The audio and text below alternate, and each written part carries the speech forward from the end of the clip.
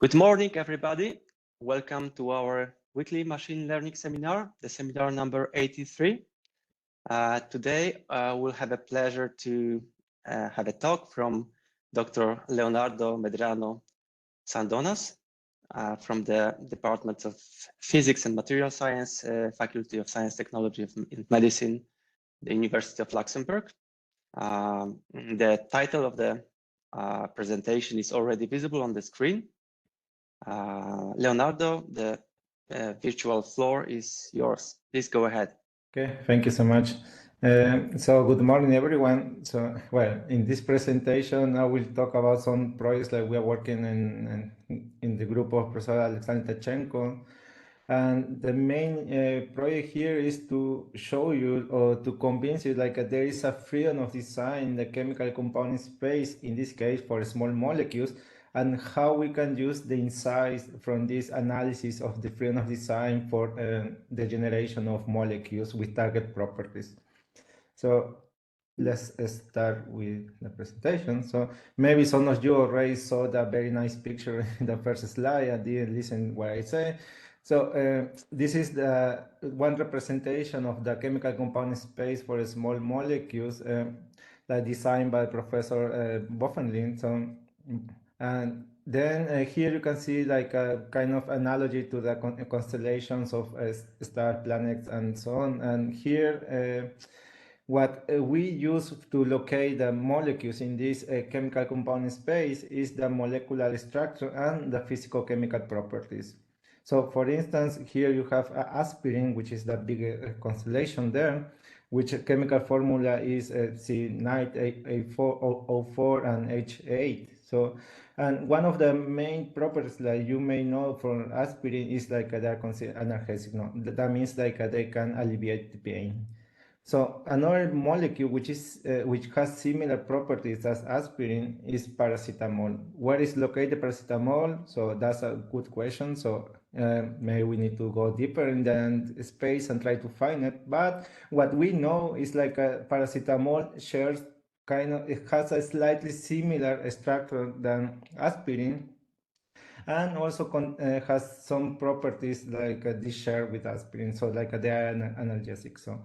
But we don't know how all physical-chemical properties between these two molecules that are related, or maybe they are not related. So that's an open question we're also trying to solve in this work. So I try to figure out what's happening between the molecules.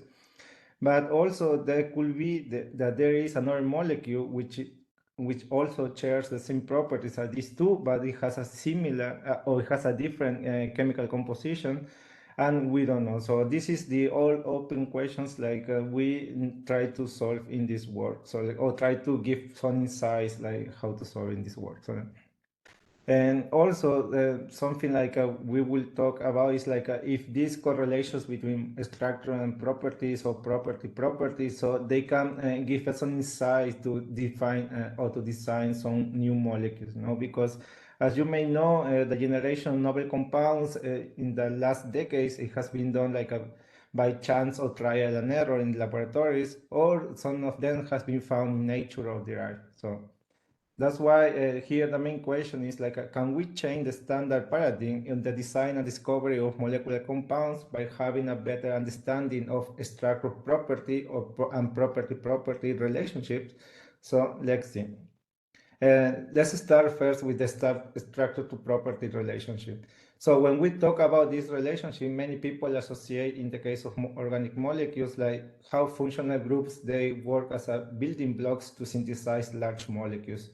For instance, here you have organic semiconductors where we can tailor or we can tune the organization energy of this material by tailoring the side group here. So. Our example is that, for instance, covalent organic frameworks, where we can tune the homo-lumo gap of this material by tailoring the linker, where you can find in this part. So 3 different linkers, they produce different homo-lumo gaps. So then in these cases, I show you that it's important to understand the structure property relationship, or sometimes called direct mapping, because this will allow us to control the physical-chemical properties in different organic materials. So the typical approach that we use for understanding this direct mapping is by using atomistic modeling methods, and so there are a bunch of atomistic modeling methods that they go from molecular mechanics, like methods like empirical force fields, and then we reach that level of quantum mechanics by using some empirical methods or approximate DFT methods and full CI, quantum Monte Carlo, wave function field methods, and all of them they try to solve the Schrödinger equation, because based on that, so we can get we can compute different physical chemical properties. However, if we want to reach more accurate calculations of these properties, it means like the computational cost will be also higher. So then this is a background noise. Okay. So it means like, so the computational cost will be higher, and then maybe we won't be able to study large systems like, for instance, the protein ligand interactions, which are well known and well studied by using empirical force fields. So in the case of quantum Monte Carlo methods or full CI, so the standard size of molecules is around 20-30 atoms. But with some tricks in the methodology, you can reach, let's say, 80, 90 or 100 atoms, but that will be the limit, let's say. So, but also that you will need the resources, like for instance, using Meluxina supercomputer and so on. And in the last years, to speed up these calculations, also to get more accurate results, so different machine learning methods have been proposed.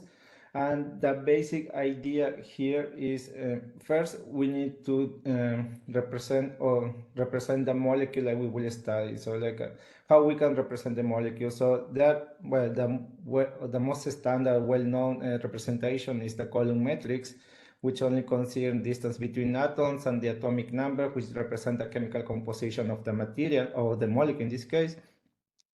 And also you have a different type of neural network representation, which use the distance between atoms are represented as a radial function distribution. So in some cases, angular functions. Okay?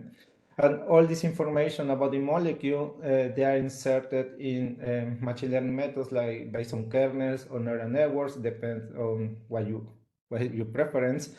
And then you train the model, and you can do a property prediction of any kind of system. So here I show some examples of how the selection of the molecular representation affect the accuracy in the prediction of the atomization energy for the molecules containing QNI dataset. So you can see there is in some cases there is large difference in accuracy of this is a min-absolute error as a function of the training set size. So the accuracy depends a lot of which kind of molecular descriptor you are using. So you can read more in details about this work in this Nature Review chemistry paper. So, but that's the idea, no? So you represent the molecule based on some function, and then you introduce it to the machine learning method. You train the model in the data set, and then you have your machine learning model, which can predict the properties that you want. But so this was a huge advance, but this approximation doesn't tell us how properties are correlated. So because always is targeting one property at each time. So that's why the first challenge here, like I will define, is understanding correlation between different physical chemical properties. So when we talk about a property relationship, many people start associating one property as a function of the system size. For instance, you have the polarizability. Here I show you the polarizability, how it changes the polarizability with respect to the number of monomers in the polyethylene chain. And then, as expected, because polarizability is an extensive property, if you increase the size of the system, then the polarizability also will increase. But if you study the homolumo gap of these systems, if you increase the dimension of the polyethylene chain, so then the homolumo gap decreases. So there is an inverse proportionality between this molecular polarizability and homolumo gap, which surprisingly was not studied before. So because these are two different works. So And also supporting this inverse proportionality, there is a from fundamental derivations, you can get like from textbooks that molecular polarizability is inversely proportional to the homolump gap based on this expression. So this is quite interesting because now you have an idea of how to physical-chemical properties that are correlated. But if we want to go to real applications, so we need to involve more properties. So that's why we define a multi-property optimization problem. In this case, it's just an example for optoelectronic devices, where you also introduce the number density, which means like it will give you an idea how many polymers, for instance, there are in the material and so on, in the surface. Here, as you can see, based on this equation, so you can compute the refractive index based on the polarizability and also the number density. And so you do the plot, and these dots represent the existing data, for this material in particular, and the lines represent this curve represent the optimal cases per each refractive index. As you can see, all the data is agglomerated, so in this part, so for low number of density, but there are less data, so there is a lack of data in this region, so for a small polarizability and large number of density. So, but there are also optimal molecules for this kind of applications. So then we need to define a method which can get the inverse mapping from molecular properties to the molecular structure. So that's why that will be our second challenge. So generating molecules from targeted physical-chemical properties. So in this field of property to structure relationship or inverse mapping, so in the last 2 years maybe, so there has been a boom. So like many people has been studying with conditional generative model, how we can generate molecular structure based on physical-chemical properties. And the idea here was the following. So just you define a normal distribution, so and then you start sample some cases from there, and then you condition this sampling with 1 or 2 properties, and then you can obtain some molecules like these ones. So there has been successful applications in this direction. For instance, you have GHNet, which they were able to design molecules like adding 1 by 1 the atoms. This was done in the group of Professor Klaus Müller. And also you have like equivariant diffusion models, which are now the new trend since last year, thanks to the Professor Max Welling in Amsterdam. So they published this paper, it was 2022. So last year, and then since then there has been like a lot of works using the equivariant diffusion model, because they are so far the most accurate models to generate molecules based on properties and now. So, but there are some shortcomings in this approach that, well, I will not discuss in this presentation. So, but in our case, we want to define we want to establish a deterministic inverse property to structure mapping using a different technique, like we'll explain in the next slides. So in summary, so we have 3 different challenges that we deal in this presentation. So the first one is understanding correlations between physical-chemical properties. The second one is generating molecules with targeted physical-chemical properties. And the last one is establish that deterministic inverse property to structure mapping. So, and this will be done in the chemical compound space for small molecules. So we haven't touched large molecules yet because that's another history. So as I say, we will deal with small molecules, and in particular, we will use the QN7X dataset which was generated in our group. And this dataset contains molecules up to 7 heavy atoms, including carbon, nitrogen, oxygen, sulfur, and chlorine. So, well, also we have stereoisomers and conformers for these equilibrium molecules, and they were optimized using an atomistic model like DFTB3 plus MBD. And we generate also from each equilibrium geometry, we generate 100 no equilibrium structures, like displacing the atoms in a linear combination of the variational modes. And in total, we produce around 4.2 millions of equilibrium and equilibrium structures for small molecules. Then we run quantum mechanical calculations per each of these geometries at a high level of theory, as it is PV0 plus many body dispersion. And then we compute 42 physical-chemical properties per each geometry. So, but in our case, we will use maybe not all of them. So,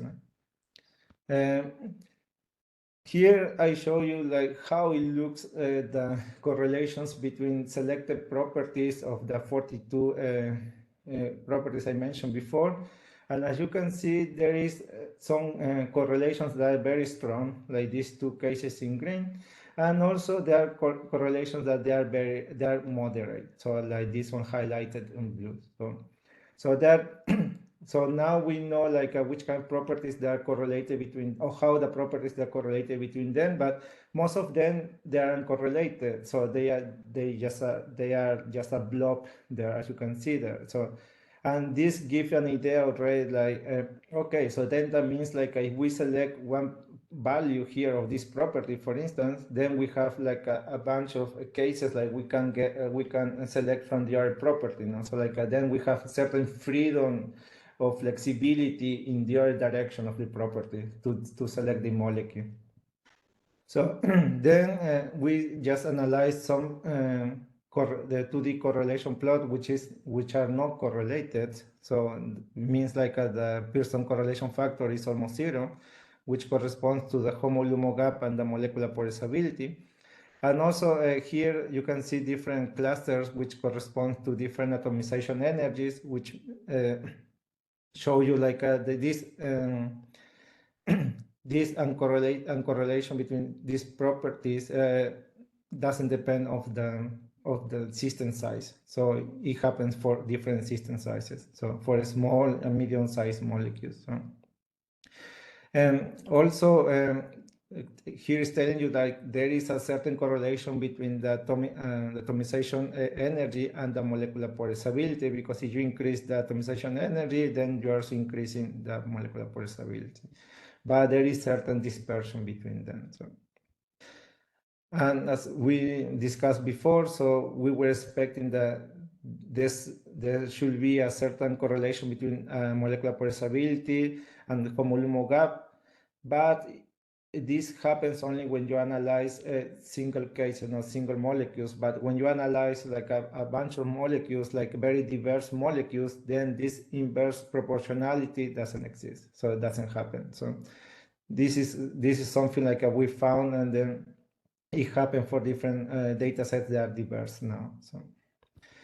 So now going the single property analysis, we just took constant the HOMO-LUMO gap, for instance 6.8, and we analyzed how the molecules change as we increase the molecular polarizability. And as you can see here, if we increase the molecular polarizability, the molecules start getting more extended and also larger, no? So in the number of atoms. So this is our first finding. So it means like more extended and large molecules, they present higher molecular polarizability. Then we go in the other direction and we fix the molecular polarizability, and then we found these two molecules.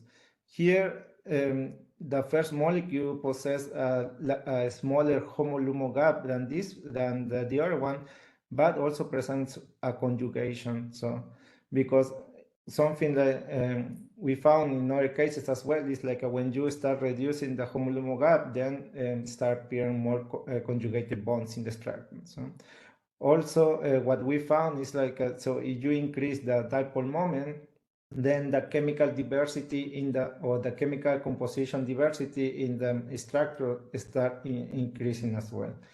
So then these are the two extra findings related to the HOMO-LUMO gap and also to the dipole moment.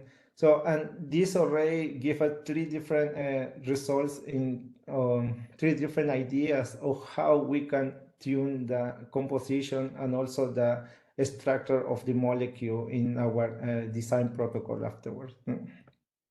So now we did a multi-property analysis, selecting these properties that we were discussing before, atomization energy, molecular polarizability, homolumo gap, and dipole moment. And as I told you, so atomization energy and molecular polarizability depends on or give an idea of the size and the spatial extent of the molecule. In the case of the homolumo gap, is related to the bond conjugation, and the dipole moment is related to the chemical composition diversity. So then what we did was clustering the molecules in groups of 2, 3, and 4 molecule sets. So that means like we cluster the molecule depending, in this case, this two property analysis means like we have cluster of two molecules sharing 2 properties, clusters of 3 molecules sharing 3 properties, sharing 2 properties, and cluster of 4 molecules sharing 2 properties. Here, the omega 1, 2 means like the 2 properties are the atomization energy and the molecular polarizability. And as you can see here, so for the extensive properties that where we reach around like a 1 giga of combinations of combination of the molecules in these data sets. So there are many pairs like they share only 2 properties. So also like many cases of 3 molecules sharing 2 properties and 4 molecules sharing these 2 properties.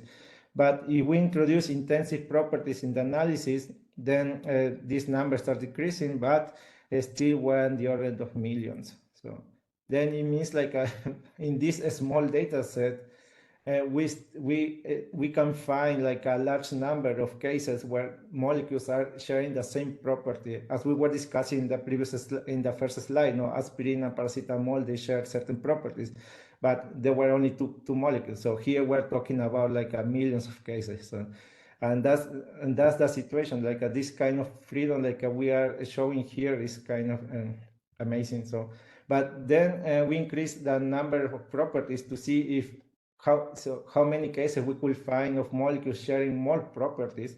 So, and then we found, for instance, so when we do analysis for 4 properties, then the number increased dramatically from millions to only thousands.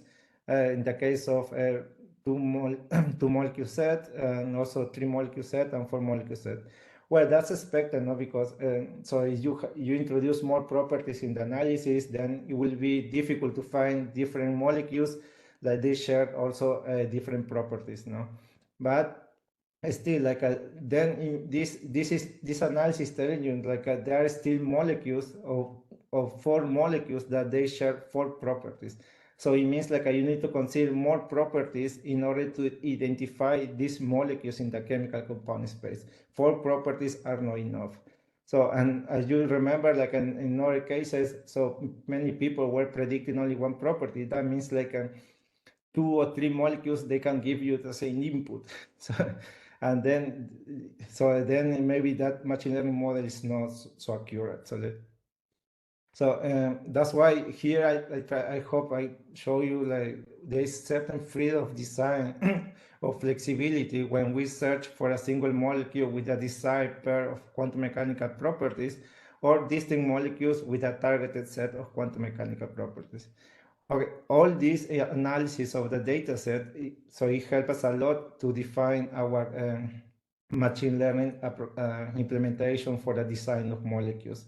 So what we use, I hope you are familiar with variation, or you know at least a bit of variation encoder. So what we use was, or what we implement was a variation encoder together with a property encoder. So the variation encoder, which is has as an encoder which encodes the molecular representation in the smaller dimensional space, which is called the latent space, and a decoder which takes this information from the latent space and generates the molecular structure. So then this is the typical variation encoder, this direction, but we are introducing another encoder which is predicting the molecular properties. So and then we are training all these 3 networks together with this loss function here. I mean, you have more questions about loss functions, so we can discuss afterwards. So, and then, so once the model is trained, so with this loss function, so we proceed with the generation of the molecular structure is the following. You only need to introduce the physical-chemical properties. This goes inside the model, and then you obtain your molecular geometry. So, and this is what we were expecting to have, like when I was discussing the motivation part, like a generation of molecules with target properties. So we now can introduce properties and then get the molecule. So this is called the inverse property to structure mapping. So we train this joint architecture in the Q7X dataset, the one I showed before, but we only consider molecules with carbon, nitrogen, and oxygen. So, and also from the 42 physical-chemical properties in this dataset, we consider only 17 properties. So, and here the representation we used was the column matrix, and we didn't consider hydrogens. So we use the column matrix representation here, which is the, let's say, the most simple and low-cost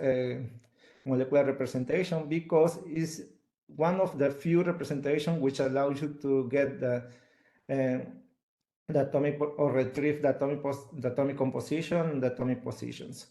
So that, I mean, there's a procedure, internal procedure that we do for getting from the column matrix array, we can get back the geometry.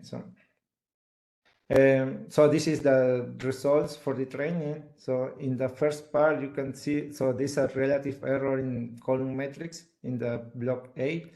So then so when we start increasing the number of properties, then this error start decreasing. So it start oscillating, of course, so but the oscillation is quite small.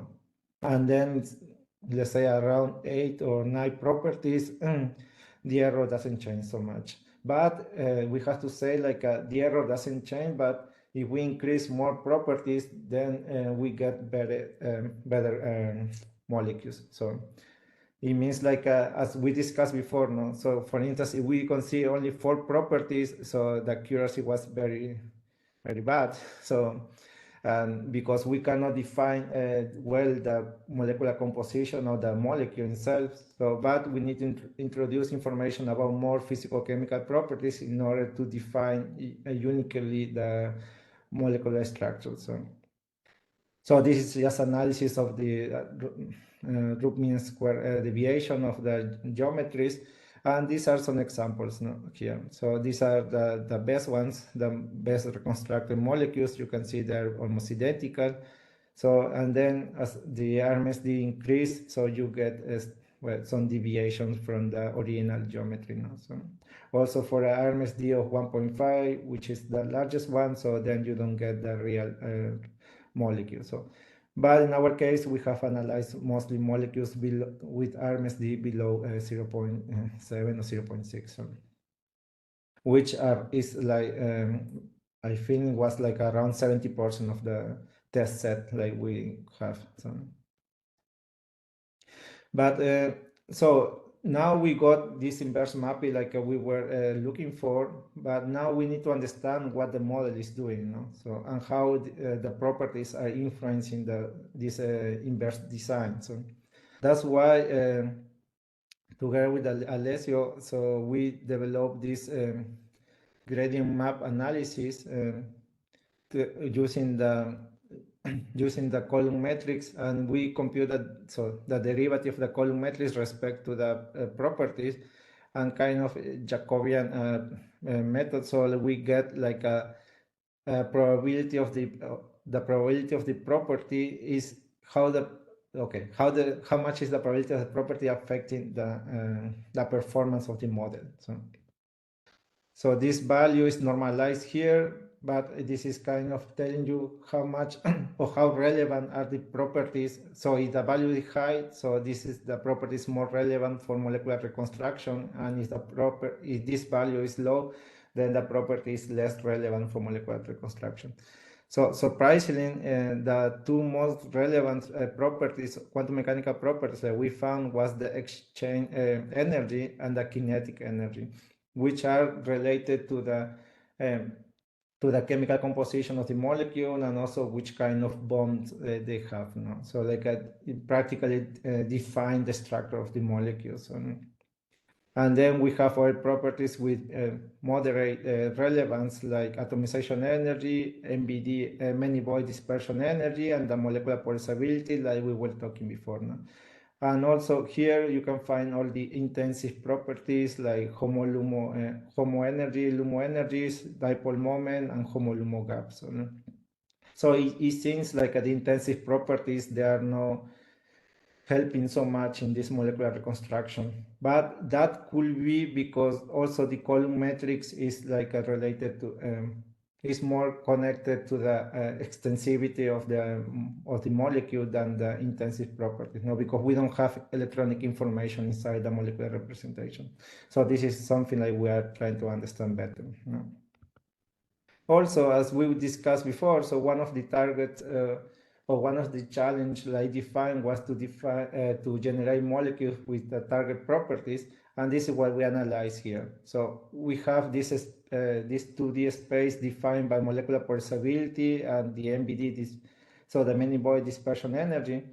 And let's start with the group A. So we have a low MBD but large polarizability, and as I told you before, high polarizability means larger molecule, and low MBD means like you have kind of more extended also like a molecule. So, and then if we increase the MBD, as you can see, you go from A to B, we will expect that the molecule gets more compact because the dispersion will be stronger, and this is what happens now. So like so the molecules is still in size is large because it contains 7 heavy atoms and so on, but it's more compact structure. So, but now, but now if we reduce the molecular polarizability and also the MBD energy, so if we go from point B to point C, then if we reduce the polarizability, means like we are reducing the extent of the molecule. So we have a smaller molecule. But if we reduce also the MBD, means like we are like getting a linear system. So like as you can a small linear system. So as you can see here. So then it means like this target generation is in agreement with some physical intuition that we have about this property, and that was very nice for us. So that was one of our main results in this study. And the second one was the generation of transition geometries by interpolation. So in this case, usually the transition geometries are interpolated through a linear process, as you can see here, so in internal coordinates. But this, if we do the analogy with our case, will be a linear process, but in the latent space of the variational encoder. So using the encoder and decoder to get the geometries, no? But if we use only the latent space related to the variational encoders, which means related only to the geometry and not to the properties, then we don't know how this interpolation is happening in the property space, or how this is affected by the information of the quantum mechanical properties. That's why what we have done is to define a geodesic in the property space, which is optimized by the values which is optimized by the values for the quantum mechanical properties. So then if we have like in the property space a linear function, so in the latent space we will have a curve. Then if we try to optimize this curve with a gradient descent algorithm through this function, so we will get a linear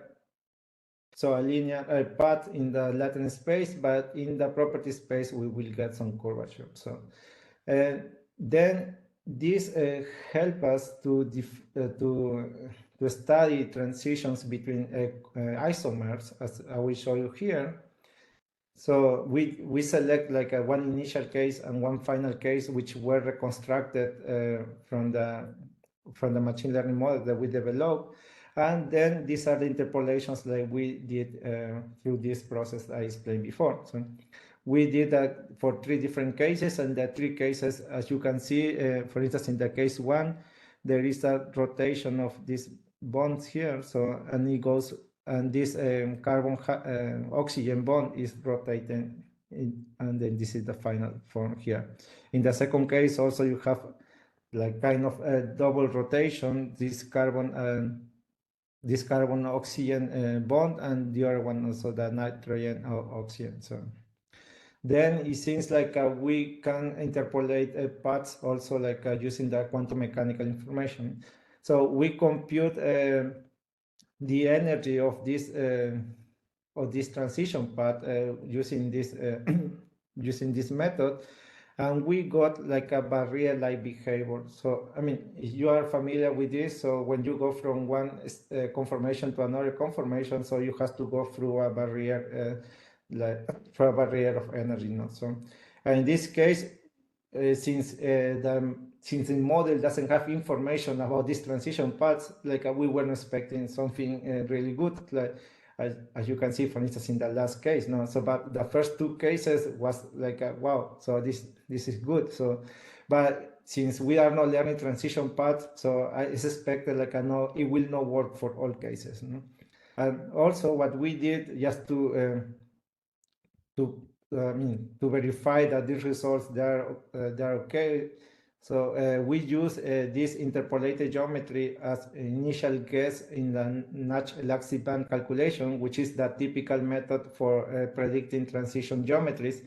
And we did these calculations using a machine learning force field. So, and what we found was like the geometries obtained by these not elastic band calculations, they are quite close to, I mean, the geometries for interpolated case in the previous slide, the yellow ones, and the new ones for these calculations, NEF calculations, they are the light ones. So then, so you can see the geometries, they are very close.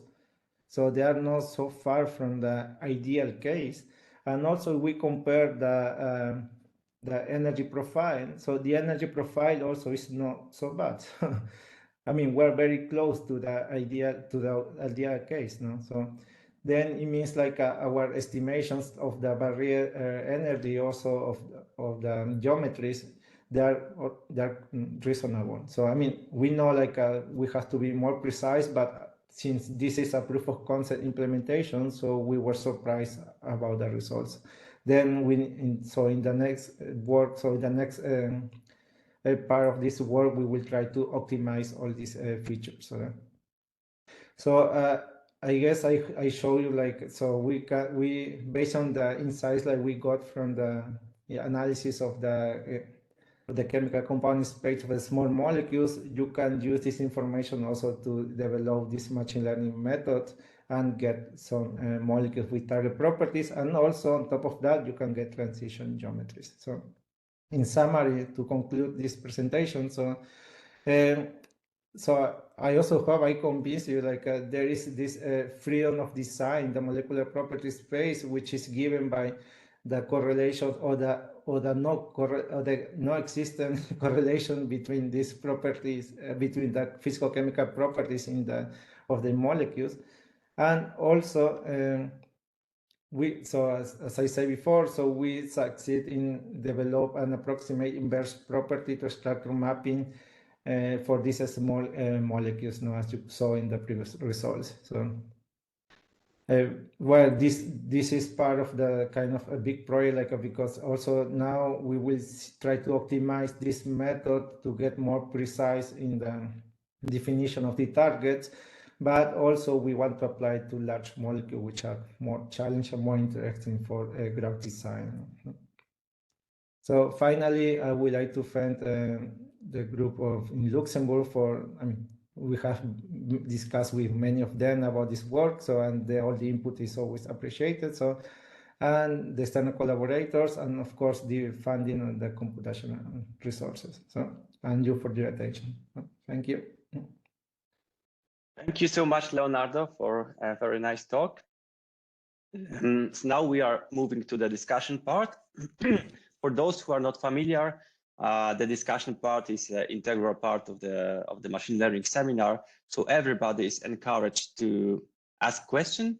For the matter of organization, just raise your hand and I will give you a chance to ask question and or leave a comment. You can also use the chat channel if you are too shy to speak or you have no microphone to speak.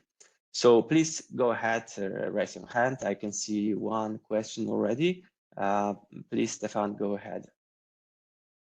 Thank you, Jakob. Thank you, Leonardo. Very super nice talk. Really enjoyed it a lot. I have a question which is not related really to physics or to chemistry. It's more, well, maybe it's related, but it's to know once you have these chemical properties, you know, like polarizability and so on, how far are we from designing, let's say I want to design a molecule which would be close to a certain other molecule I know. For example, if I want to manufacture some sort of a flavor like strawberry, and strawberry maybe is too complicated, but something simple, I don't know, like lemon. It's something that's easy. And I want to then map the actual, like, you know, it would be like phenotype versus genotype. So in biology, so if I have the phenotype, which smells like strawberry, and I can assume I can go back to some sort of molecule that would be the genotype, and then how far are we from being able to do that map? Because is it already obvious that if we have certain polarizabilities or certain other properties in the chemical space, we can already know what sort of molecule we will get once we actually end up with the actual molecules in the end? I don't know if you understand my question. I have the feeling there is an extra mapping somewhere, but I'm not quite sure I get it properly, or if it's because I don't know anything about the field that I'm getting it completely wrong. So if you could maybe tell us a bit how far we are from there, or if we are there already.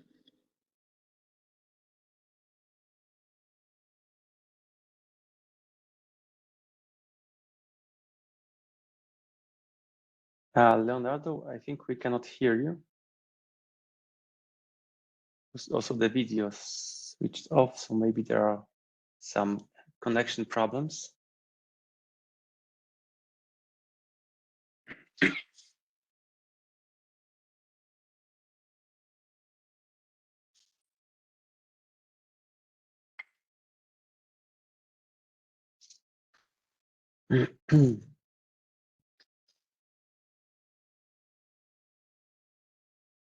Okay, I think Leonardo has reconnected now. Let's see. Hi, Leonardo. I think we have lost you. With my lag today crashed. All right. So, did you have a chance to hear the question of Stefan, or? So it stopped when he was talking about molecular polarizability. Sorry for that. So sorry about that. But what I'm asking is, let's say that we have properties of a molecule we want to design, but we have properties that are, let's say, usable properties, engineering properties, like something that smells like something, or, you know, like I want to design a perfume that is very close to the combination of perfume 1 and 2. And so I don't know exactly, maybe in advance, the polarizability, or maybe any of the other parameters in chemical space, or maybe I do, I don't know. That's basically my question. How do you map all these properties from chemical space to actual, I want to call it phenotype space, a bit like in genetics? You know, you have the genetics, that's the molecule, and then what you feel about it, or what its action is in real life, is then the phenotype. So I know polarizability or hydrophobia, for example, will be a property that's very clear to quantify macroscopically, let's say, as a global behavior. But I'm wondering if this is always the case, or if there is an extra step to be able to, let's say, if a chemical engineer wants to design a molecule that does A, B, and C, can they then go into your chemical space and say, now I want polarizability this way, hydrophobia that way, and I want that sort of enantiomer and whatever? You know what I mean? Yeah. So thanks for the question. So actually, we also going somehow direction of oil properties like that more interesting for instance, pharma, like a toxicology or something like that. But first, we need to define correlations between the properties. So that's the first critical part. So like, if once we find the correlation between the properties, then the rest is we can do as we did here. So like, but finding this correlation, if that exists, I mean, we don't know. So that's the tricky part. So for instance, we did like a work trying to predict the toxicity in some molecule, in some data sets, using like some quantum mechanical properties. And since there is certain correlation, but we don't know exactly why it's happening. So we are still going deeper in that. So we could do the same as with the properties that you were talking about. So, but we need to do the analysis first. So, and then we can develop some models. Stefan, I believe you are muted. I was just trying to figure out what was the general case. If you could say in general, if at least some principles, some rules, like if the molecule has these properties, then I expect this, or something like that. In terms, I mean, I think it's possible, but I cannot say now because there is no correlation in my mind, like how it connects to a smell or something like that. It's super complex, right? No, because I mean, if one could be able to do this, you can imagine then, you have a sensor on one side, you sense some molecule, and on the other side, let's say it would be like a Skype or a WebEx for molecules. Yeah. So you scan on one side, you look at the molecular property, and you manufacture it on the other side, and you can share things like smell and whatever. Yeah. I mean, that's quite interesting, actually. Like I define quantum mechanical descriptors for this kind of properties. So, I mean, I don't know if someone has tried to do that.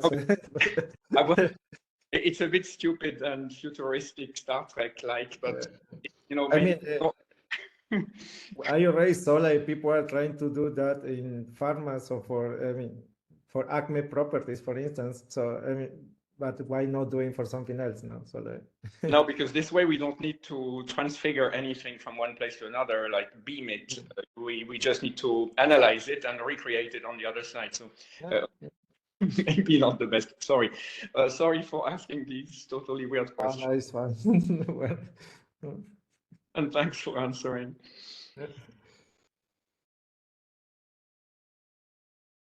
All right. I may ask questions now about this variational autoencoder and the framework that you showed to us. Can you explain it maybe in a bit more detail? In particular, what are the steps that you made when training your neural network model? Yes. Meaning, as far as I merely understand it, that you need to first train the autoencoder and only then to find the mapping between the properties and the latent space. Is it true? Or you do this in a concurrent manner somehow? Yes, in this case, we try because I mean, there was like exploratory task as well. Like we didn't know exactly which one will be the most precise way or the correct way to proceed here, and we try what you did, like training separately, and see that gives some result. But we found like the joint training. So if we train the three of them together, so like using these functions here, so this loss function, it gives better results than training first the variational encoder and then adding the neural network for the properties. So in this case, we're training the three of them together. Oh, so how the components of your training and loss function can be found here in this formula, meaning so this is the probability. Q is the probability distribution of the encoder, P is from the decoder, and this last term is coming from the neural network from the properties. And so, there are extra two parameters that I forgot to add here. So there are two hyperparameters. So in front of the first and the last one, that's the question. Like they help to optimize like which one is more predominant than the other one. So like they are also optimized during the training. So then, So to be clear, the H here is the distribution in the latent space, or the not H necessarily? the H is coming from the distribution of the latent space, but the properties. So because you have one space here for the properties, so because this works kind of encoder as well for the properties, and you have an encoder from the geometry, which is the first term, and then you have that decoder like which is played in the geometry, so in the second part. So. But the connection between the properties, which is already represented in some chosen feature space, right? Because you have some certain number of properties that you arbitrarily chosen, which is a kind of informed choice, but still it is your arbitrary choice. But then within the autoencoder, did you have a separate latent representation, and you had to create a connection between your properties, features, and this latent space, or you just put directly the features of your properties as a latent space to your autoencoder? How did you manage this? So through this joint training, so we are generating only one, let's say, one common latent space between them. So we are trying to match the two latent space between coming from the encoder of the properties and the encoder of the geometry. So and with the, I see. Okay, probably this is more in more detail. It is presented in the paper, right? That you're preparing. Yeah, so we are preparing that paper, so. Which will be maybe available in the archives in some. Yeah, we are the last final read proof. Let's say. Then so maybe in 2 weeks will be published. So. Oh, great. Okay. Is there any more question now from the audience? Say, I still have one. Okay. So one more question. In the slide 10, if you could go back to the slide 10, here you discussed the amount of your data set, right, that you prepared probably previously, and this QM7X data set. And it consisted of many small or medium molecules. But my question, and you mentioned that you somehow captured their properties also in the non-equilibrium positions. So probably they were somehow randomly oscillating around some. Yeah. But my question is, have you in this, when preparing the data set, have you considered interaction of those molecules with the external environment, interaction between them, or maybe with some thermal excitation? No. How did you these ones are only so single molecules in gas phase, so we don't have interaction with environment or with or no covalent interaction between molecules.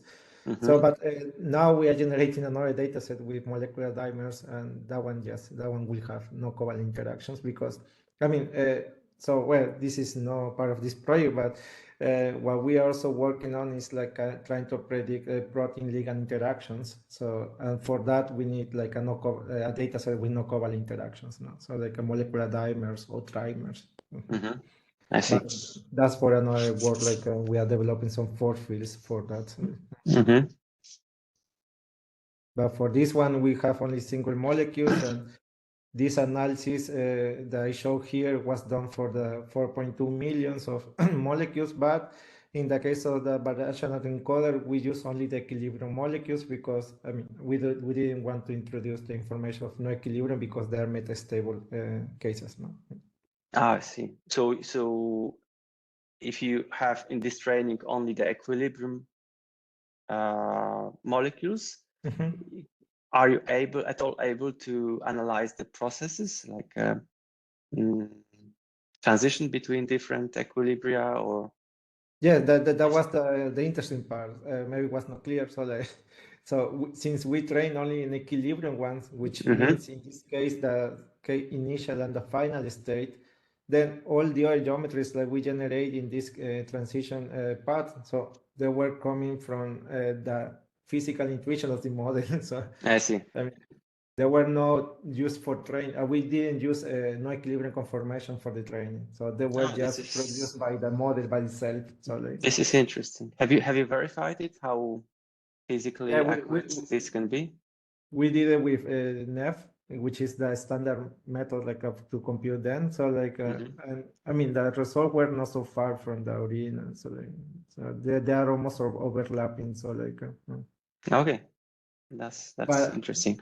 Yeah, but as I say, like we need to improve the accuracy of this method. But I mean that's the next step. So like we show here in this work like it's possible to do all this kind of analysis and also all these evaluation tests. But then the next step is to improve accuracy and to go to large systems. I see. All right. I can see no more question from the audience. So probably they will say. I have a question, okay. Yaku. There is one. Vikram, please. Yeah, thanks for the presentation, Leonardo. Just a quick question regarding interaction of functional groups that you might have between multiple molecules. As I see, you are predicting, as far as I understand, just single molecular structure as an independent molecule based on the properties.